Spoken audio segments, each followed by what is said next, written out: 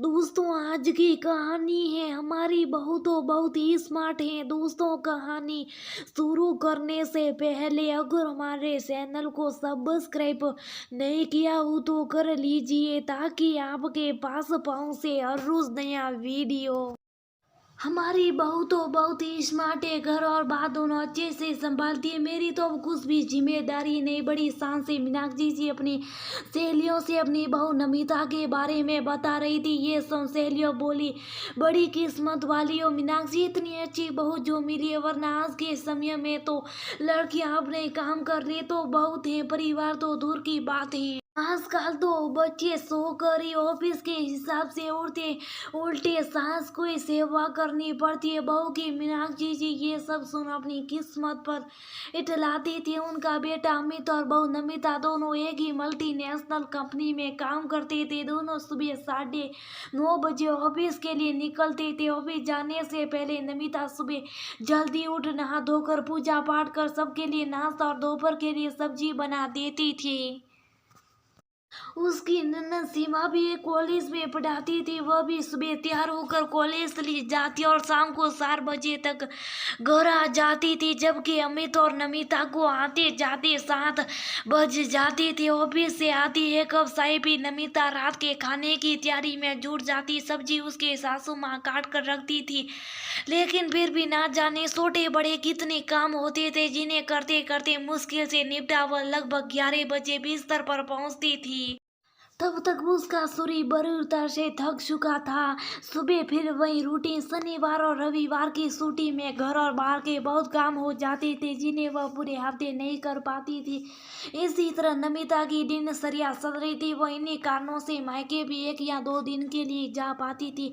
इसी बीच उसकी नन्ही सीमा की शादी भी तय होगी। शादी की तैयारियों की वजह से नमिता को बिल्कुल समय नहीं मिल पाता था, लेकिन वह अपनी पूरी कोशिश करती थी कि वह सभी काम अच्छे से करे। हालांकि कई बार तो थकान के चलते उसका शरीर उसे इजाजत नहीं देता था भाग दौड़ करने की, लेकिन वह एक स्मार्ट बहू का कर्ज अदा कर रही थी। अब दिन दादी समय पर सीमा की शादी होगी। उसके पति भी कॉलेज में प्रिंसिपल थे। उसकी एक अविवाहित ननद और एक देवर था जो कि अभी पढ़ाई कर रहे थे।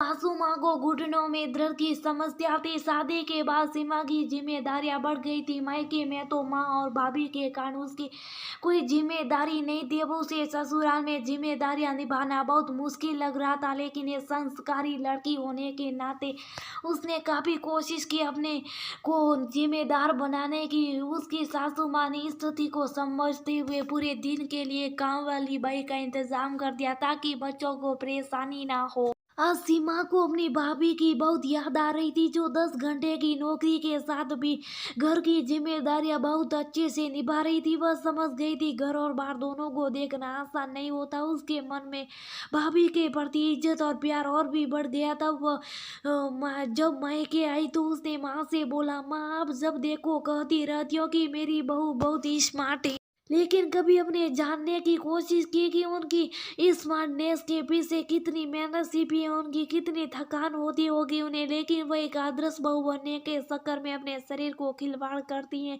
अब ऐसा नहीं होगा। अब आपसे जितना बन पड़ता है वो आप करेंगी और बाकी काम के लिए एक फुल टाइम मेड रखोगी। पर बेटा झाड़ू पोछे और बर्तन के लिए तो भाई है ना। मीनाक्षी जी बोली, आप तो जानती हैं माँ की झाड़ू पोछा और बर्तन के अलावा घरों में कितने काम होते। मैंने तो शादी के बाद ये महसूस किया, हम तो नौकरी नहीं करती थी इसलिए सलग गया, लेकिन भाभी तो 10 घंटे ऑफिस का काम करती है। अब से आपकी स्मार्ट बहू होम मैनेजमेंट करेगी और घर के काम करेगी नहीं करवाएगी। सीमा बोली। अब मीनाक्षी को अपनी गलती समझ जा रही थी कि अनजाने में उनसे बड़ी बड़ी भूल हो गई है।